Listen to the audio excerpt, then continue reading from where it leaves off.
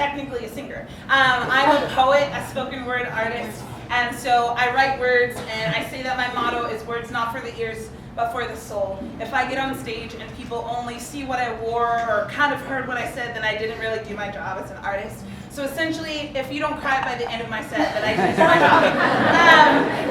So this is my friend Erin, and fucking nailed it.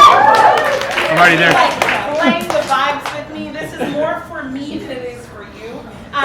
It's like I always write to music, and instead of writing, I say spill, because it's more so like I'm a sponge, and I take up environments and people and stories and love or not love, and I kind of spill it out on a page. And so usually it's like, oh no, a poem is coming right now, and I'm usually like in Shavasana, or I'm like driving in my car or something like that. And so these poems are a lot of just spilling at the end of the day. And yeah, all things social media, Arielle, Estoria, merch in the back, so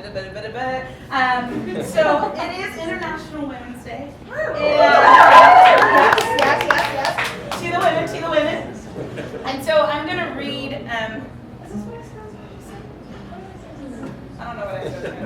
Oh, that's what I'm gonna say. So I have the honor of doing a conference for creative women based in Los Angeles, and it's called Yellow Conference, and I have the honor of hosting it and doing poetry for it. And so this is a poem that I wrote for that conference. There's something so electric about a room full of women who know exactly what they were put on this earth to do and set out to do it. And so this poem is for them, and I wasn't going to sing in the beginning, but I was going to sing in the beginning. Who run the world? Girls. Who run the world? Girls. Girls who run the world. Girls. Who run the world. Girls. Girls.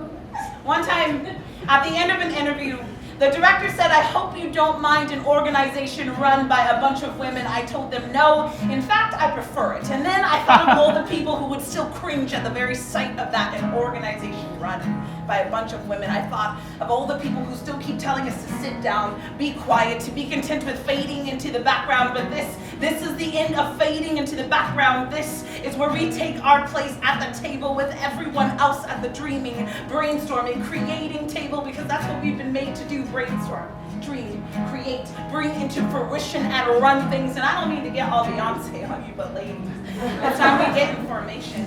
It's time we army line into the companies that tell us we don't belong there. It's time we show them these hands, the dirt under these nails, because we do the work too. It's time we create our own business plans and foundations that were made exactly for us, because that's what you do when they say something doesn't fit. You give it a home, give it a space that was made exactly for its size, but at the end of the day, this is not about them. This is not about the naysayers, those who would still cringe at the sight of our pantsuits. No, this is for the magic in your very hands that you've been too terrified to let loose because of how people will view you. Bossy, emotional, irrational, dramatic, full of herself. The only thing that you are full of is the grace and magic that you were meant to contribute to this world. There is a certain fervor to your valor. There is a certain twinge and irreplaceable in the way that you orchestrate. You are something that this world desperately needs but has yet to see. But you are no one-woman island. You are no lone woman show. We need each other. We need the collaborating magic in each of our hands so that we can sit back and realize it's no wonder that they kept us sitting idle and quiet, because the moment that we realized the lights in these very hands, we were bound to set this world on fire. See, for so long, I lived afraid of the potential blooming inside of me. We cannot live afraid of the potential blooming inside of us. We cannot continue to push down the little girl inside of us, urging us to still chase fairy dust and the things that seem bigger than you. Do not let your insecurities be bigger than you. Do not let the voices of negativity be bigger than you. Instead, make them small. Tell them to take a back seat, and then you take your place at the table.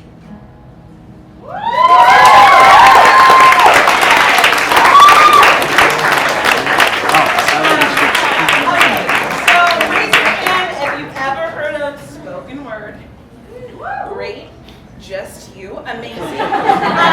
So usually in spoken word poetry or in poetry environments, I grew up in like the slam world of poetry. It's when you compete in your heart, soul, and mind, and then people score you on a 0 to 10 decimal scale. So you're like, you just talk about your breakup and how long it took to get over it, and you're going to counseling for it, and people are like, 7. It's real therapeutic. And so, but usually in those environments, there's something that we do that kind of resonates. I hear you, I like what you're saying, kind of, and also I agree. And that's just a snap. It's just a snap. If you can't snap, you can do a sizzle. Yeah, a sizzle or a snap. So if you hear anything throughout the spoken word or throughout my poetry, feel free to snap or sizzle. It does not distract me. These poems are mostly memorized. So I'm actually going to read from my book. It's called Write Bloody, Spill Pretty. I have a few copies in the back if you would like one. Just to go on the wavelength of women and conversations about what it means to be a woman. For me, it has always been this process of like understanding that this body is like a home and not like a separate entity for myself. I think in order to embrace fully who I was as a woman, I needed to first embrace my body and then embrace my voice. And so this poem is called This Body.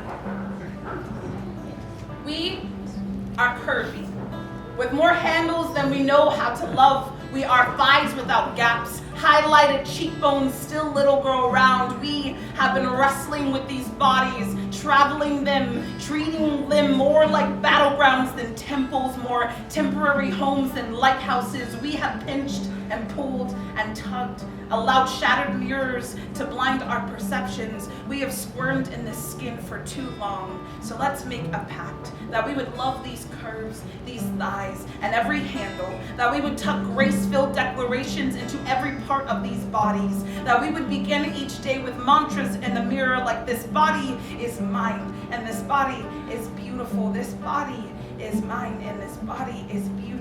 Refuse to be shamed into covering these curves as if they were disposable pieces or an X marks for digging out unwanted treasures for someone else to feel more comfortable. Our bodies were not made to make others feel comfortable. These bodies are temples with sacred novels and holy scriptures etched into our bones, built to build more passion than a human being can fathom. You were made for glory, the human epitome of light, a spirit so vast that it had to be contained behind flesh to tone down its brilliance. These bodies are glitter, and yet we wake up before we even have a chance to breathe and convince them that they are wrong, that they have failed at their chance of being something worth holding, worth loving. These bodies have done nothing but good.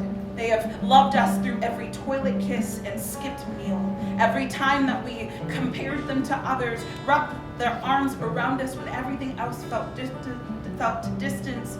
These bodies have always been faithful. So I think it's time we return the favor.